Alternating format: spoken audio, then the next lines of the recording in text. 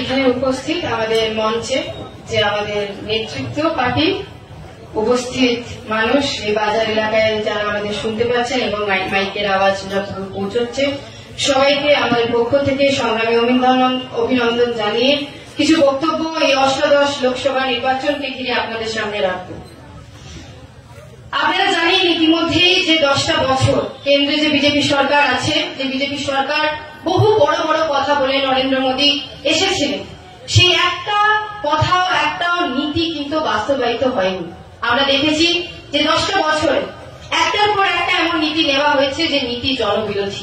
আমরা যদি দেখি কর্মসংস্থানের কথায় যে কেন্দ্রের বিজেপি সরকার বলেছিল 2 কোটি করে চাকরি দেওয়া হবে, যে রাষ্ট্রায়ত্ত সংস্থানগুলো আমাদের কাছে দেশের মধ্যে ছিল, সেই প্রত্যেকটা রাষ্ট্রায়ত্ত সংস্থাগুলোতে চাকরি হবে, সেগুলোতে চাকরি হয়। উপরন্তু আমরা কিভাবে দেখেছি যে নরেন্দ্র মোদীর সরকার আসার পর থেকে 2014 পর থেকে একটার পর একটা রাষ্ট্রায়ত্ত সংস্থাগুলোকে বেসরকারীকরণ করা হয়েছে। সেখানে আজকের দিনে দাঁড়িয়ে থেকে একজন চাকরি পাচ্ছে না, যেই পদগুলো খালি আছে লক্ষ লক্ষ পদ, সেটাতে নিয়োগ হচ্ছে না। এবং যে নরেন্দ্র মোদীর সরকার এটা বলেছিল যে উন্নয়ন করবে, যে সে যদি উন্নয়ন আপনারা চান তাহলে বিজেপিকে 2014-তে ভোট দিয়ে আনতে হবে, দুর্নীতিকে মুক্ত করতে হবে এই ভারতবর্ষকে। যখন মানুষ সেই কথা ভেবে 2014-তে ভোট দিয়েছিলেন নরেন্দ্র মোদীর সরকারকে, বিজেপির সরকার কেন্দ্রতে গঠন করেছিলেন, তারপরে দেখতে পেলেন যে সাধারণ খেটে খাওয়া মানুষ, শ্রমজীবী মানুষের কিন্তু কোনো সুরাহা এই 10টা বছরের মধ্যে হয়নি। আমরা দেখলাম যে প্রতিনিয়ত একটার পর একটা নীতি নেওয়া হলো। কৃষি সমাজের যে মানুষ, তারা যখন প্রতিনিয়ত দিল্লির বুকে পার্লামেন্টের সামনে ধর্ণা দিল, রাস্তায় হাঁটলো, হাজার হাজার মাইল, কেউ মহারাষ্ট্র থেকে, কেউ তামিলনাড়ু থেকে, কেউ বাংলা থেকে, বিহার থেকে কৃষি সমাজের মানুষরা পায়ে হেঁটে দিল্লির বুকে পার্লামেন্টে কেন্দ্র সরকারের সামনে গিয়ে বলল যে আমরা ফসলের ন্যায্য দাম পাচ্ছি না।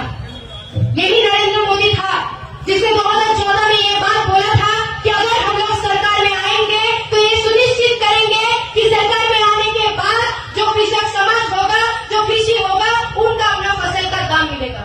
এটাই নরেন্দ্র মোদী সরকার বলেছিল যে 2014-তে যদি আমরা সরকারে আসি তাহলে প্রত্যেকটা কৃষি মানুষ যারা কৃষি করে আজকে সময় দেশের মধ্যে বাঁচে, তারা যে ফসলের দাম, সেই দাম তারা পাবে, তাদের যে রোজগার, সেই রোজগার নাকি দুগুণ হয়ে যাবে। কিন্তু কৃষক সমাজকে আমরা দেখলাম, কৃষিদেরকে আমরা দেখলাম এই 10টা বছর প্রত্যেক বছর তারা পায়ে হেঁটে প্রত্যেক বছর এই পার্লামেন্টের সামনে, সংসদের সামনে এই কথা নিয়ে গেছে, তারা ফসলের ন্যায্য দাম পাচ্ছেন না। এবং আমরা আজকে প্রশ্ন করতে চাই যে এই 10টা বছরে 2বার নির্বাচন এসছে, 2বার যখন লোকসভা নির্বাচন হয়েছে, আপনি যখন বিভিন্নভাবে গ্যারেন্টি দিয়েছেন, বড় বড় কথা বলেছেন 56 इंच का छाती है, নরেন্দ্র মোদীর গ্যারেন্টি, এবং সেই গ্যারেন্টির মধ্যে একাধিক মানুষের যে গ্যারেন্টি আছে, সেই গ্যারেন্টি নেবার কথা আপনি যখন বলেছেন, তখন আমার আপনার এই দেশে যে মানুষ, কৃষক সমাজ, তার ন্যায্য ফসলের দাম পায়নি কেন?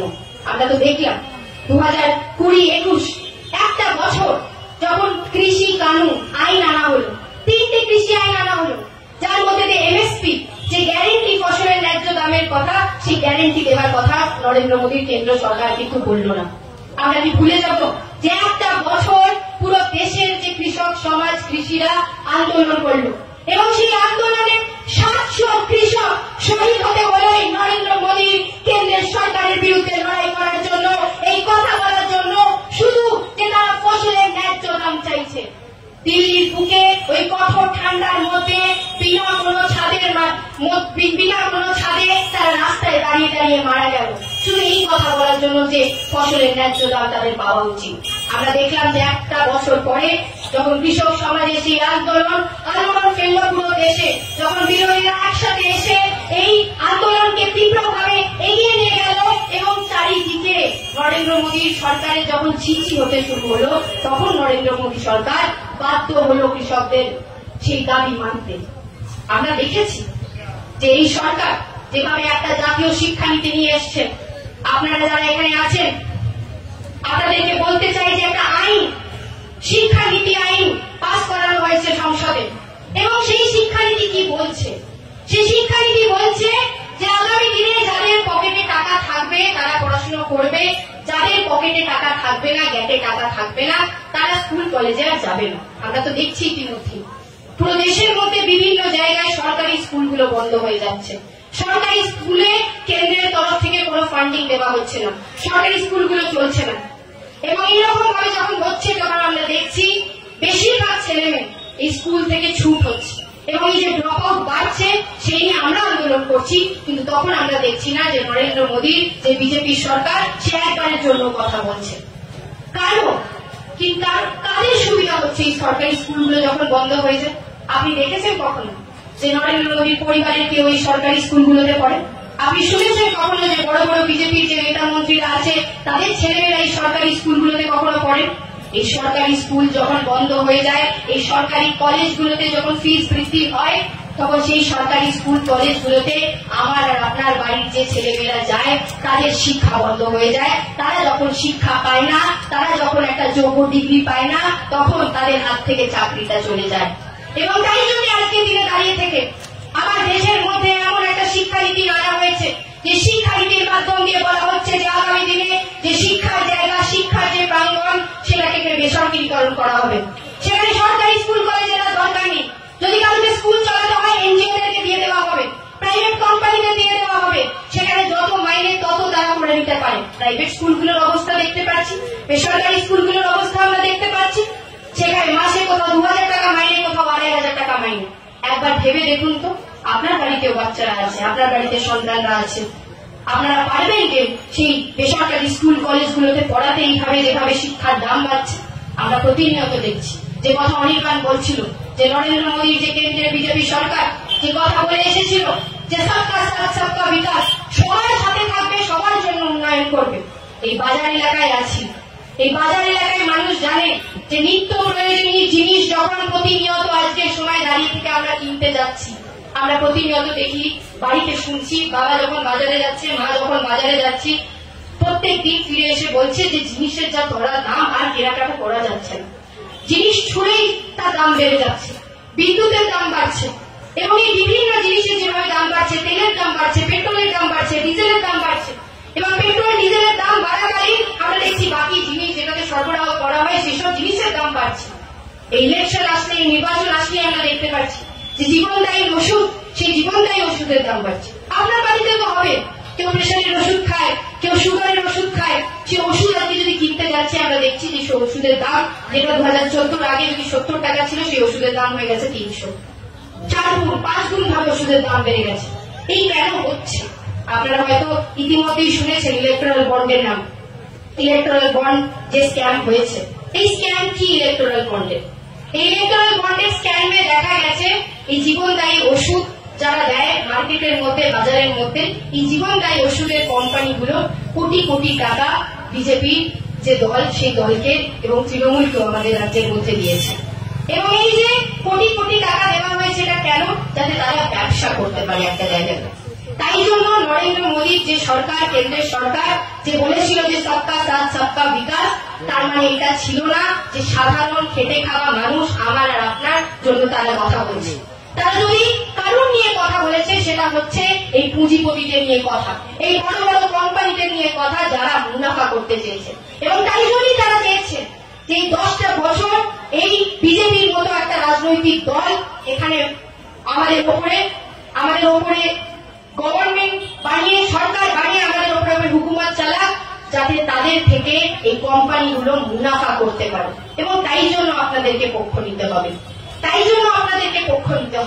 এই 10টা বছরে যেভাবে এলআইসি হোক, বিএসএনএল হোক, এক একটা সরকারি সংস্থানে আমরা দেখেছি রোজগারকে শেষ করে দেওয়া হয়েছে।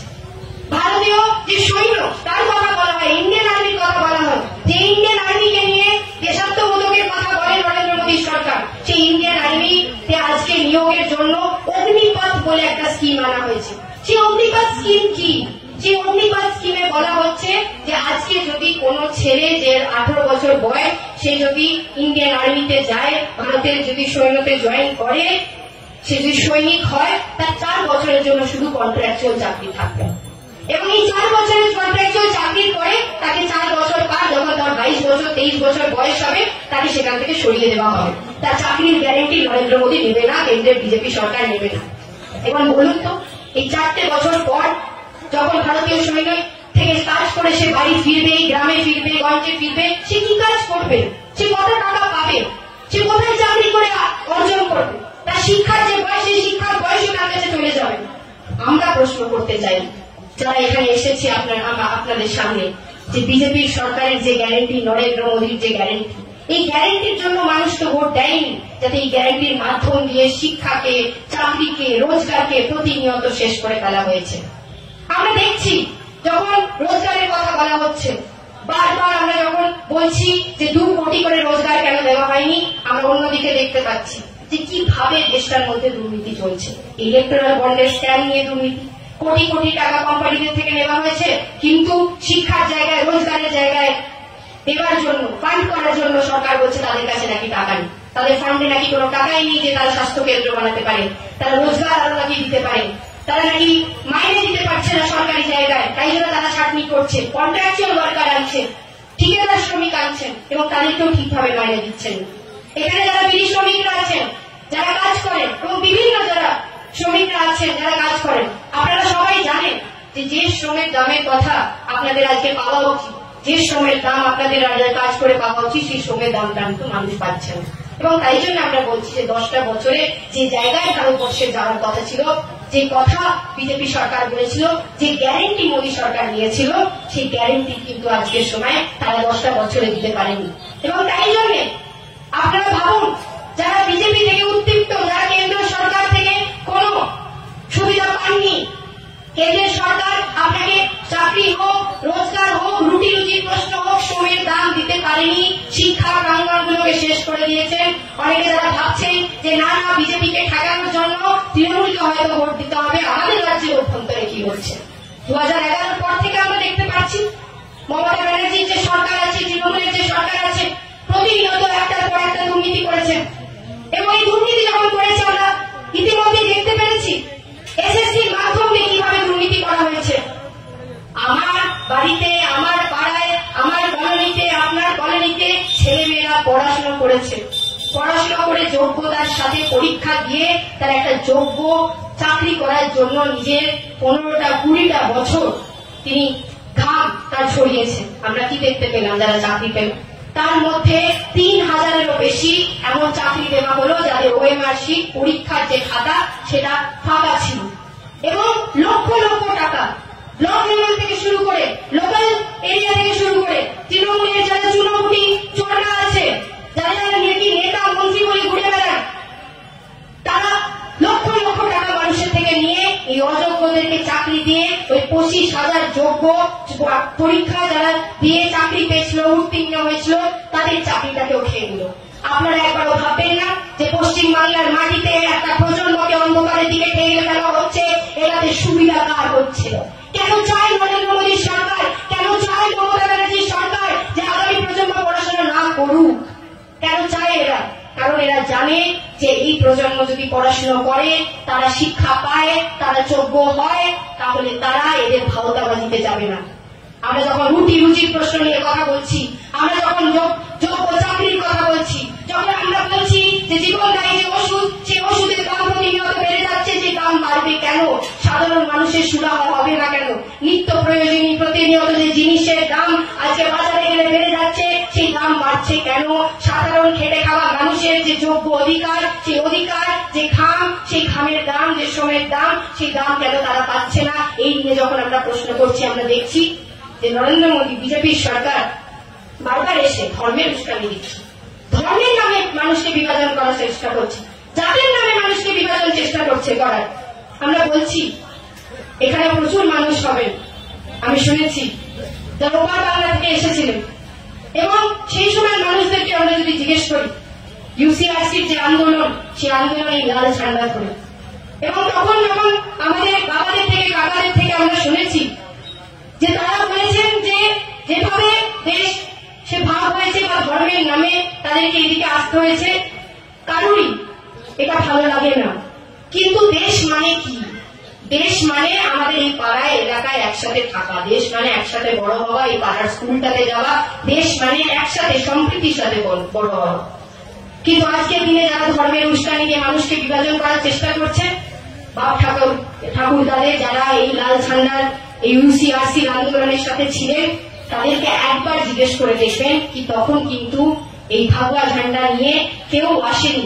আজকে যারা হিন্দু সেনা দল বলে হিন্দুত্ববাদী দল বলে আপনার কাছে এসে আপনি হিন্দু আমি হিন্দু বলে আপনার ভোটটা নেওয়ার চেষ্টা করছে, তাদেরকে বলবেন যে যখন এই রেফিউজি প্রত্যেকটা মানুষ খেতে পারছিল না, রেফিউজি ক্যাম্পে থাকছিল, এই ইউসিআরসির মাধ্যম দিয়ে এই লাল ঝান্ডার মাধ্যম দিয়ে তারা বাস্তবায়িত করেছিল নাগরিকত্বের লড়াই, তারা বাস্তবায়িত করেছিল এই লাল ঝান্ডা, তাহলে প্রত্যেকটা মানুষ তার জমি পায়, প্রত্যেকটা মানুষ মাথার উপরে ছাদ পায়, যারা রেফিউজি হয়ে আমার এই বাংলার মধ্যে আমার এই দেশের মধ্যে এসেছিল তাদের রুজি রুটির জন্য এই লাল ঝান্ডা প্রতিনিয়ত লড়াই করেছিল। তখন তো আমরা দেখিনি এই হিন্দু সেনা হিন্দুত্ববাদী দলদের, তারা একবারের জন্য এই লড়াইয়ের মধ্যে ছিল, এই লড়াইয়ের মধ্যে থেকে মানুষকে রুজি রুটির জায়গায় নিয়ে গেছিল, তাদের খাওয়া দাওয়া তাদের প্রতিনিয়ত তাদের মুখে খাওয়ার কি করে যোগান দেবে সেই নিয়ে কথা বলেছিল। আপনারা একবারের জন্য ভাববেন না এখানে কৃষক সমাজের প্রচুর মানুষ, কৃষি করে প্রচুর মানুষ। গত 10টা বছরে নরেন্দ্র মোদীর বিজেপি সরকার যখন কেন্দ্রে আছে 4 লক্ষেরও বেশি কৃষককে আত্মহত্যা করতে হয়েছে। কেন করতে হয়েছে আত্মহত্যা?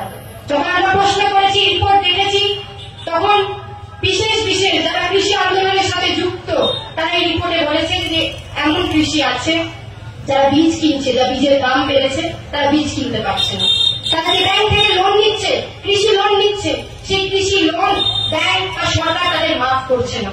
এবং যখন তারা বীজের দাম এইভাবে বেড়ে যাচ্ছে, সারের দাম এইভাবে বেড়ে যাচ্ছে, তখন তাদের কাছে কোনো উপায় থাকছে না, তারা ব্যাংকে সেই কৃষি লোন আদায় করার জন্য ব্যাংকের লোকজন আসছে, তারা সেই কৃষি লোন ফেরত দিতে পারছে।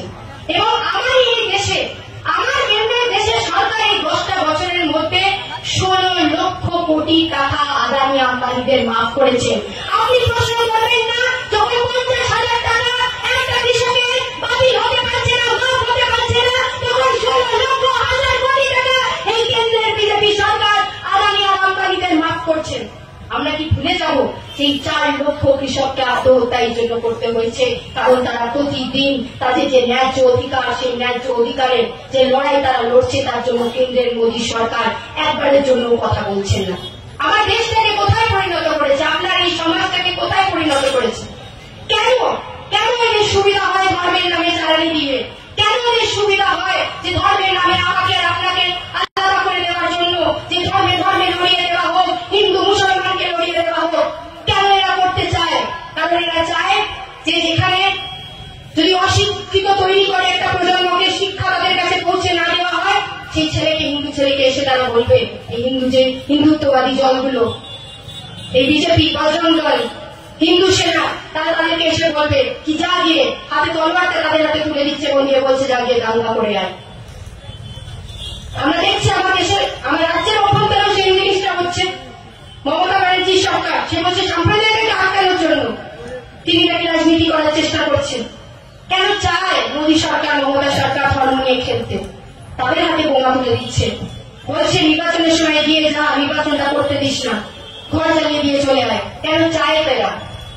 কারণ তারা জানে যে শিক্ষা যদি এই ছেলে মেয়েগুলোর কাছে না পৌঁছতে পারে, তারা যদি মাথা উঁচু করে না বাঁচে, তাদের কাছে আর কোনো উপায় থাকবে না। এবং তাই জন্য আপনাদেরকে পক্ষ নিতে হবে। এই গরিব ছেলেটা, এই ছেলেগুলোর হাতে যদি তলোয়ার বোমা উঠিয়ে দিচ্ছে আমার সরকার, আপনাদেরকে পক্ষ নিতে হবে যে আগামী দিনে শিক্ষা চাই না তাদের হাতে তলোয়ার চাই। আমরা কি চাই, কেমন ভবিষ্যৎ চাই আমাদের বাড়িতে যে সন্তানরা আছে, ছেলেমেয়েরা আছে তাদের জন্য? তারা চায় না এই যে নেতা মন্ত্রী ধর্মের নামে উস্কানি দিয়ে চলে যাবে, তাদের কিছু হবে না। আমার পাড়া যে গরিব ছেলেটা, খেটে খাওয়া শ্রমজীবী মানুষের যে ছেলেটা, তার হাতে তলোয়ার তুলে দেওয়া হয়, তার ছেলেটা মারা যায় আমার পাড়াতে ধর্মের নামে উস্কানি দিয়ে। কিছু হয় না নরেন্দ্র মোদীদের, কিছু হয় না অমিত শাহদের, এটা মনে রাখবেন। তারা চায় না, কারণ তারা জানে যে আমার প্রজন্ম, আপনার এই প্রজন্মতে এখানে যে ছেলে মেয়েরা দাঁড়িয়ে আছে তারা যদি শুনতে পাচ্ছে, আমার প্রজন্মর ছেলে মেয়েদের কাছে যদি শিক্ষা পৌঁছয়, তারা শিক্ষা শেষে রোজগার চাইবে, তারা চাকরি চাইবে, তারা সরকারকে জিজ্ঞেস করবে যে আমি যোগ্য থাকা সত্ত্বেও আমার সরকারি চাকরি হচ্ছে না কেন। এবং তারা চায় যে একটা পুরো প্রজন্মকে অন্ধের দিকে ফেলে দেওয়া যায় যাতে। এই জন্য তারা নীতি আনছে।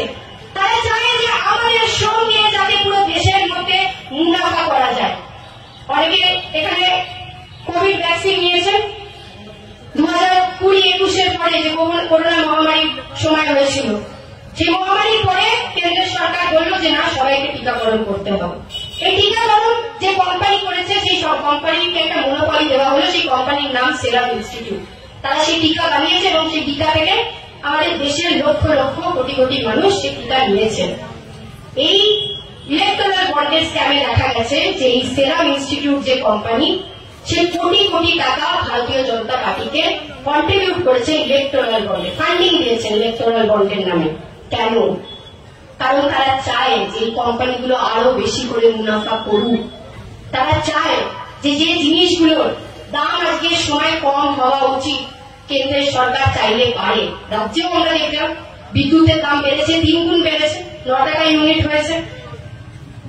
এবং এই যে বিদ্যুৎ যে দেয় রাজ্যের মধ্যে যে কোম্পানি, সেই কোম্পানি 600 কোটি টাকা মমতা ব্যানার্জি তৃণমূলের সরকারকে ইলেকট্রাল বন্ডের নামে ফান্ডিং দিয়েছেন। কেন? যাতে এই স্ক্যামগুলোকে আরো করা যায়, যাতে বিদ্যুতের দামটা বাড়ানো। আপনি একবার ভেবে দেখুন, কোন সরকার চান যে আপনার রুজি রুটিটাকে প্রত্যেক দিন ছিনিয়ে নেবে? কেমন সরকার চান যে আপনার আমার কথা সংসদের মধ্যে বলতে পারবে না, কিন্তু প্রতিনিয়ত এটা দেখবে যে মুনাফাকে কামাতে পারবে? মুনাফা রুটি রুজি আমাদের জন্য নয়, সাধারণ খেটে খাওয়া মানুষের জন্য নয়। দুই সরকার যারা উভয়ে বসে আছে, কেন্দ্রে এবং রাজ্যে, আমরা দেখেছি প্রতিনিয়ত তারা খেটে খাওয়া মানুষের কথা বলেনি। তারা জানে যে ধর্মের নামে উস্কানি দিয়ে মানুষকে বিভেদ করলে মানুষ সেই জায়গায় ব্যস্ত থেকে তাদের শিক্ষা, রোজগার, স্বাস্থ্যের কথা হবে না। এই কোভিডের সময় আমরা দেখেছি স্বাস্থ্য কেন্দ্রগুলোর অবস্থা। আমরা বিভিন্ন জায়গায় হাসপাতালগুলোতে দেখেছি হাসপাতালে বেড নেই, বেড থাকলে সেখানে ডাক্তার নেই, ডাক্তার থাকলে সেখানে নার্স নেই, স্বাস্থ্যকর্মীরা নেই, স্বাস্থ্যকর্মীরা মাইনে পাচ্ছে না, কন্ট্রাকচুয়াল ভাবে কোথাও কোথাও রাখা হয়েছে। আজকের দিনে দাঁড়িয়ে থেকে রাজ্যের কি অবস্থা? তারা চায় না যে একটা প্রজন্ম নিজেদের পায়ে দাঁড়া, এবং তাই জন্য ভাওতাবাজি করে চেষ্টা করছে যে যতদিন এরা সরকারে থাকবে কি করে মুনাফা কামিয়ে, টাকা কামিয়ে, লুট করে এই রাজ্যটাকে, এই দেশটাকে শেষ করে দেবে। এবং তাই জন্য আমরা আপনাদের কাছে এসেছি যে আমরা যারা বামপন্থীরা, আমাদের লড়াই সবসময় রুজি রুটির লড়াই। আমাদের লড়াই সবসময় সার্বিক শিক্ষার জন্য, সবার শিক্ষার জন্য লড়াই, শিক্ষা শেষে কাজের জন্য, রোজগারের জন্য লড়াই। আমরা প্রতিনিয়ত বলে এসেছি এই 10টা বছরে যদি আমরা সরকারের নাও থেকেছি, আমরা প্রতিনিয়ত এই রাজধানীর রাস্তার মধ্যে লড়াই করেছি এবং মানুষকে এই কথাই বুঝিয়েছি। আজকে আমরা কবিগুরুকে মনে করছি, স্মরণ করছি। তিনি এক কথা বলেছিলেন সেই সময় দাঁড়িয়ে থেকে, যে ধর্মের নামে যদি ধর্ম কোন জায়গায়, কোন দেশের মধ্যে সব থেকে বিশাল প্রায়োরিটি হয়ে যায়, ধর্মের নামে কোন দেশের মধ্যে রাজনীতি শুরু হয়ে যায়, সেই জায়গা, সেই দেশ হতভাগা। সেই দেশে ধর্মের নামে যদি চালানি হয়, ভেদাভেদ হয়, সেই দেশে আর সম্প্রীতি এবং সম্প্রীতিকে আগে রেখে কোনোভাবেই উন্নয়ন হতে পারে না। তাই জন্য আজকে আমাদের দেশে আমরা মানুষের জায়গায় আমাদেরকে হিন্দু মুসলমানের ভেদাভেদ করে চিহ্নিত করা হচ্ছে। আমরা মানুষের জায়গায় আমাদেরকে ভুলিয়ে দেওয়া হচ্ছে যে আমাদের কাজের যে অধিকার, সেই অধিকার থাকতে হবে।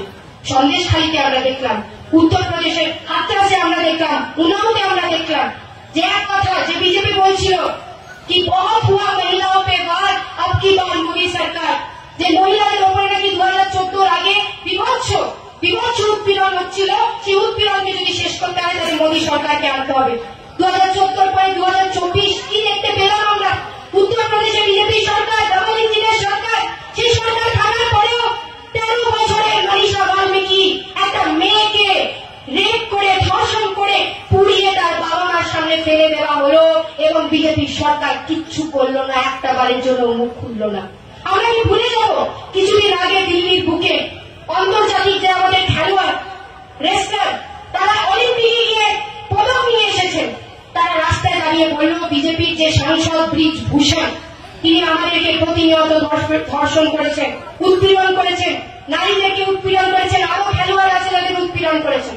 শুনেছেন আপনি নরেন্দ্র মোদী বা তাদের কোন মন্ত্রীকে, মহিলা মন্ত্রীকে একটা ফটো, একটা কথা বলা?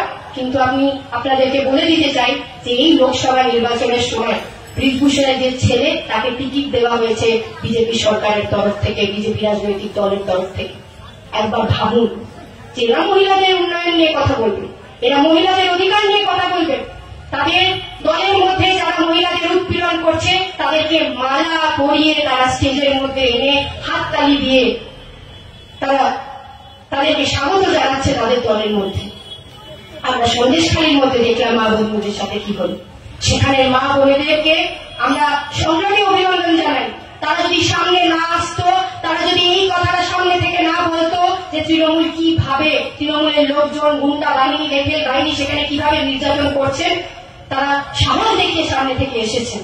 এবং আপনারা ভাবুন আগামী 5টা বছর তাদের হাতে এই দেশটাকে ছেড়ে দেবেন, যারা নারী উন্নয়নের নামে নারী নির্যাতনকে প্রশংসা দিচ্ছেন, যারা শিক্ষার নামে শিক্ষাকে বেঁচে ফেলার চেষ্টা করছেন, যারা কর্মের নামে কর্মসংস্থানের নামে প্রত্যেকটা রাষ্ট্রায়ত্ত সংস্থাকে বিক্রি করে দিচ্ছেন এবং এই 2 কোটি করে চাকরি দেওয়ার প্রতিশ্রুতি যারা করেছিল একটাও চাকরি তারা দেননি।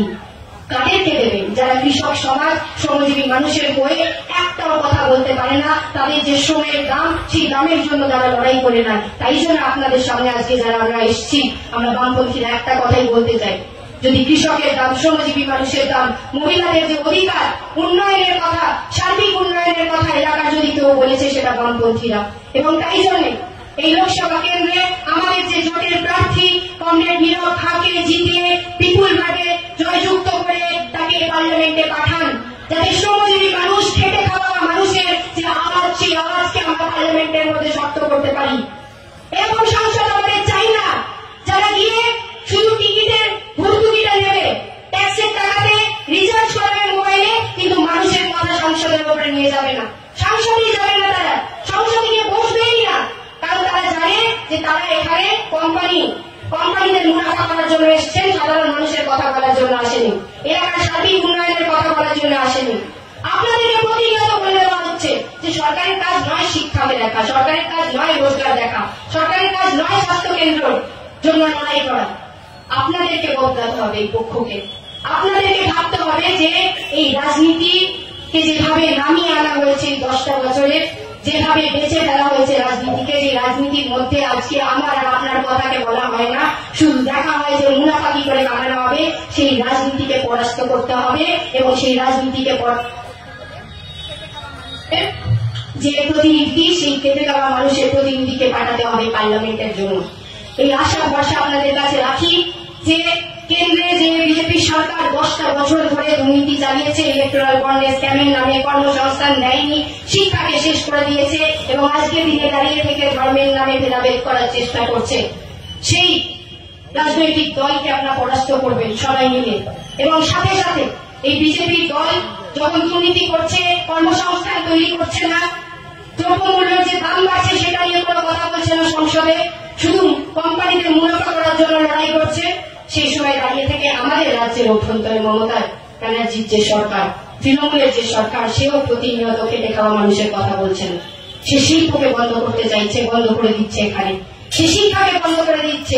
8,000-এরও বেশি সরকারি প্রাইমারি স্কুলগুলো আমার রাজ্যের অভ্যন্তরে আপনার সামনে সমাজের মধ্যে বন্ধ হয়ে যাচ্ছে। মাস্টার নেই, সেগুলোতে নিয়োগ হচ্ছে না, মাস্টার নেই, ছাত্ররা নেই, ছাত্ররা পড়তে যেতে না, ড্রপ আউট হচ্ছে, স্কুল ছুট বাড়ছে, এই নিয়ে তাদের কোনো মাথা ব্যথা নেই এবং তারা আগামী দিনেও এই নিয়ে কথা বলবে না। তাই জন্য আগামী প্রজন্মকে বাঁচানোর জন্য, মাথা উঁচু করে বাঁচার জন্য এই লাল ঝান্ডায় তার উত্তর। এবং আমরা আশা রাখি, অনুরোধ করি যে 13ই মে যখন আপনারা ভোট কেন্দ্রে যাবেন, তখন এই কাস্তে হাতুড়ি তারা চিহ্নতে ভোট দিয়ে, বিপুলভাবে ভোট দিয়ে আমাদের যে প্রার্থী, সেই প্রার্থীকে জয়যুক্ত করবে। এবং সংসদে যাতে আমার আপনার কথা, এলাকার কথা, কে যারা দাঙ্গাবাজ তাদের চোখে চোখ রেখে তাদের দাঙ্গাবাজ বলে, যারা লুট করছে তাদের চোখে চোখ রেখে লুটেরা বলে যে লড়াই করতে পারবে, সেই কমরেড নীরব খাঁকে পাঠিয়ে, তাকে সংসদে পাঠিয়ে জিতিয়ে একটা আমাদের আওয়াজকে শক্ত করার জন্য পথ দেখাবেন। এই কথা বলে আমি আমার কথা শেষ করব। অনেক অনেক ধন্যবাদ। লাল সালাম, ইনকিলাব জিন্দাবাদ।